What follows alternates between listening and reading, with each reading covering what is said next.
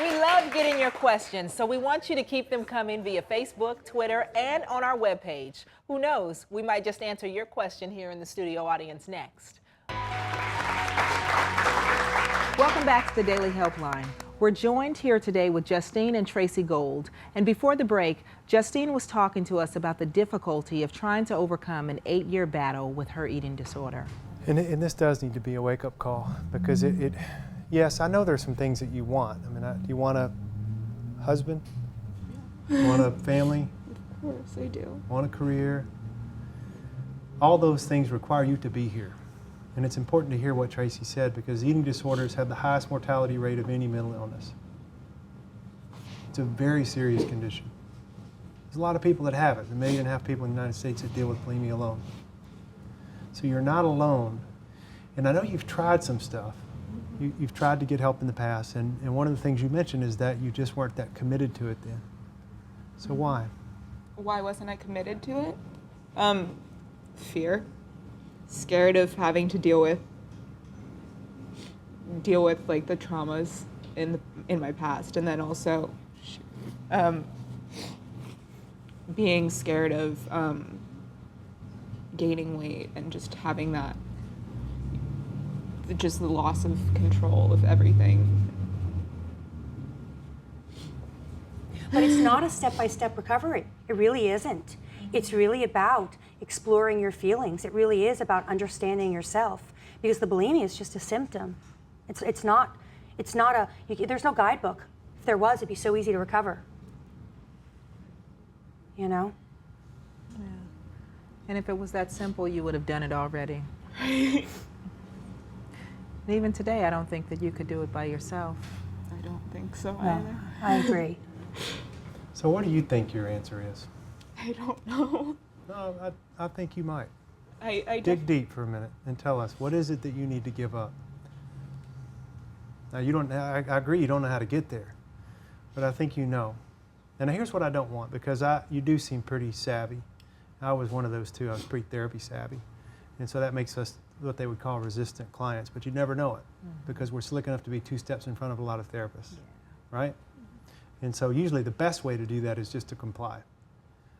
Shake your head, kind of like you're doing with me right now. No, I'm listening. It's if I agree with you, I can get you to shut up sooner, because I think you know what you're talking about, and it'll make you feel better. Did you ever do that? Sometimes.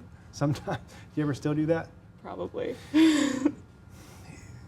You know, here's the thing. I feel like when you're in this place of really being terrified of losing control, it's kind of like having a cell phone with no service.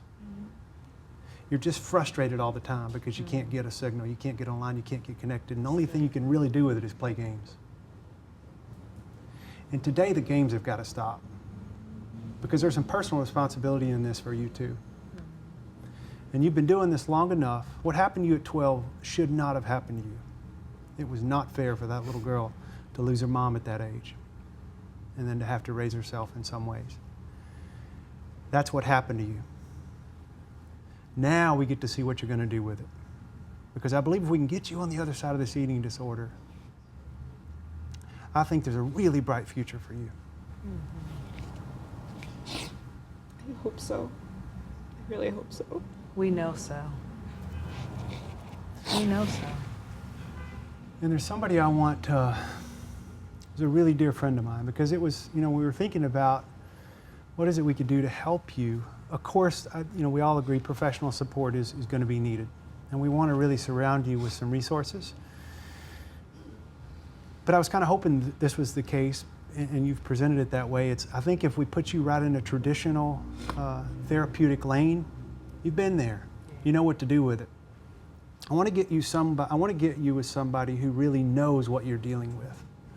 Who really knows this condition from the inside out, both professionally and personally. And so we've asked a very dear friend of mine, Jenny Schaefer. And she's a best-selling author, she's a speaker, she's an advocate in the eating disorder world. And We've spoken together. Yeah, you know Jenny? I know Jenny. Yeah, she's a really special human being.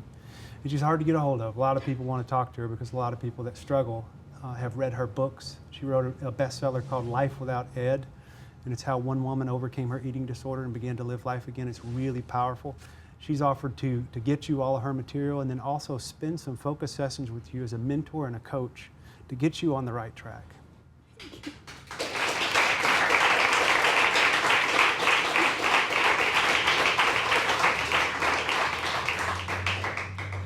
And this time, we really need you to take this serious and lean in. This is a really good opportunity for you, and it's just going to be the first step.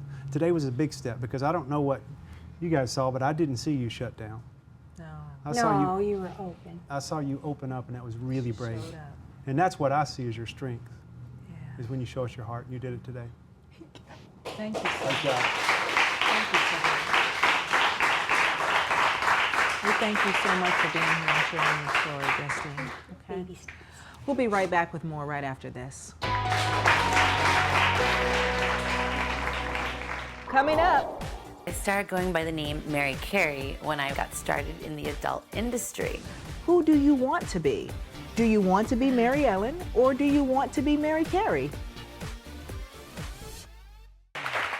We love getting your questions, so we want you to keep them coming via Facebook, Twitter, and on our webpage. Who knows, we might just answer your question here in the studio audience next.